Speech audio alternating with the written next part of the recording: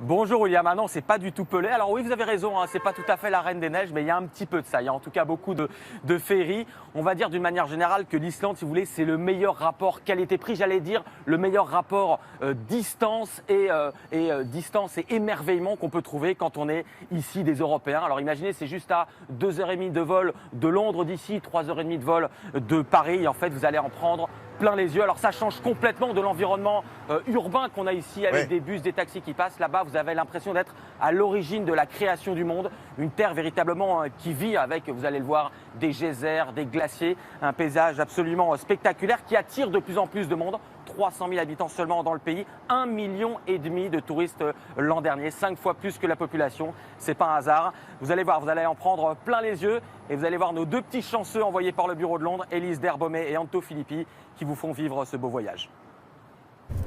Baudrier, casque, crampons. Ces touristes sont équipés pour gravir des sommets. Pourtant, ce n'est pas une ascension qui les attend. Ils vont au contraire descendre sous terre, au cœur du glacier de Vatnajökull. Car c'est ici, en Islande, que l'on trouve les grottes les plus incroyables de la planète. Et c'est surtout cette couleur bleu acier de ces parois qui impressionne nos aventuriers du jour. C'est vraiment génial. Toutes ces nuances de bleu, c'est comme intact. On a l'impression d'être les premiers à découvrir cet endroit et d'être des explorateurs. Un spectacle unique au monde qui ne lasse pas ses guides. Tous les jours, j'ai le même sentiment en venant ici. C'est un endroit magique. On repère toujours des petits changements. Et je me sens serein quand je viens ici. Si vous avez l'âme d'un explorateur, ce voyage est fait pour vous. Pour un territoire 5 fois plus petit que la France, ce pays aux quelques 300 000 habitants offre une surprenante diversité de décors. Glaciers, plages de sable noir, cascades. Des paysages spectaculaires qui semblent sortis d'un autre monde. Et ces merveilles de la nature sont situées tout au bord de la route, facilement accessibles. Autant d'arrêts obligatoires pour ces touristes venus du monde entier. On s'arrête tout le temps, parce que tout est tellement beau. Et je ne parle pas que de moi.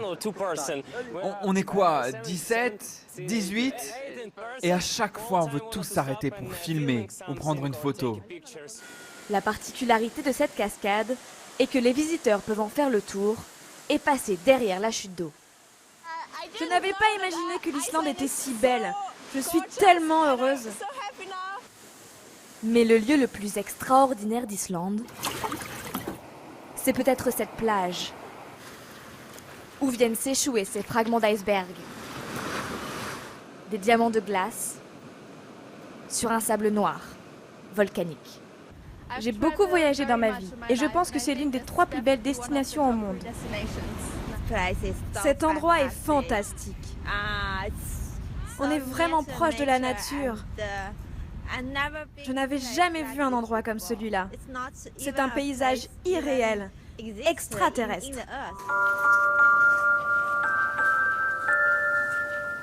Le rêve polaire se poursuit bien au-delà des icebergs. Sur les sommets de ce volcan enneigé, vous pourrez aussi vous offrir cette balade seul au monde. Chez nous, en Thaïlande, il fait très chaud. Et ici, il fait si froid. C'est une nouvelle expérience. On adore. Pas de remontée mécanique, pas de boulevard de skieurs et une vue imprenable. Clou du spectacle pour les plus chanceux, les aurores boréales, un festival de lumière inoubliable. Ah, ils font vraiment bien les choses, l'agence de tourisme hein, dans le coin. C'est assez époustouflant. Le cimetière des icebergs et l'aurore boréale, bravo. Hein. Mais qu'est-ce qui a provoqué, Loïc, ces paysages si particuliers ? Bien William, ce qui provoque ces paysages, tout simplement, ce sont les volcans. Imaginez, hein, par rapport à nos pays qu'on connaît, la France, le Royaume-Uni, les volcans, ils sont éteints. Là-bas, vous êtes dans un pays où il y a 200 volcans, dont 130 qui sont actifs. Ça veut dire 130 qui peuvent entrer en éruption. Vous venez de voir les images là, de la motoneige sur le glacier. C'est de la motoneige sur un glacier au-dessus de la mer, mais sur un volcan, sous la neige. Il y a un volcan qui peut entrer en éruption. On l'a déjà vu il n'y a pas très longtemps. Vous vous rappelez de quand tout le monde entier a été paralysé par l'éruption de l'Eyjafjallajökull il y a quelques années. Il y a des volcans vraiment explosifs. Il y en a un qui s'appelle Hekla, alors qui est connu de tous les Islandais, qui peut entrer en éruption à tout moment. C'est une question de minutes. Il peut se réveiller en quelques minutes et là, il faudra penser à évacuer tous les habitants. Alors, les Islandais ont appris à vivre avec ça, mais c'est ce qui donne cette nature qui se renouvelle sans cesse et qui, évidemment, est absolument merveilleuse pour les yeux. Vous le voyez sur ces images, certainement. C'est absolument spectaculaire. En parlant de volcans, justement, spectaculaires, vous l'avez dit, mais on ne peut pas les visiter, non ?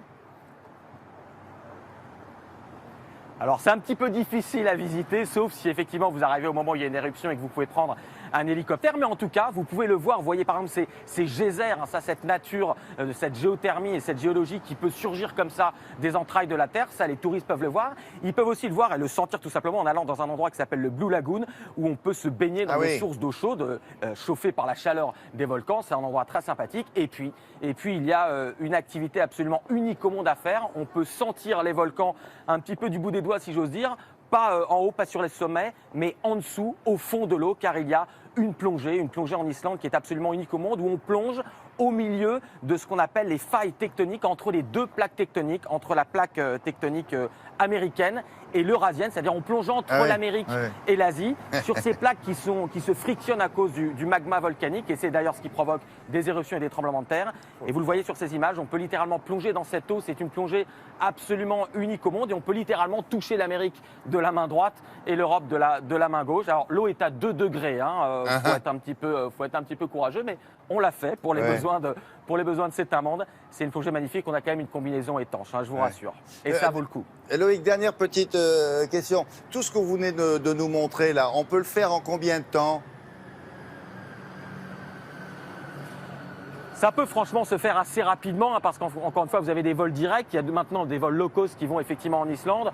Et franchement, j'allais dire, en un gros week-end, en 3-4 jours déjà, vous en prenez plein les yeux. Et surtout, encore une fois, vous êtes très loin de chez vous. Franchement, 3-4 jours, une semaine, beaucoup plus si vous voulez, mais en un week-end, vous partez très loin de chez vous, à 2-3 heures de vol de Paris. Allez, je vous le fais à 4 jours, tiens. Merci beaucoup. Merci Loïc pour le cadeau. Et bon Noël à vous et à tous vos amis du bureau de Londres. À bientôt. À très bientôt. Joyeuses fêtes, William.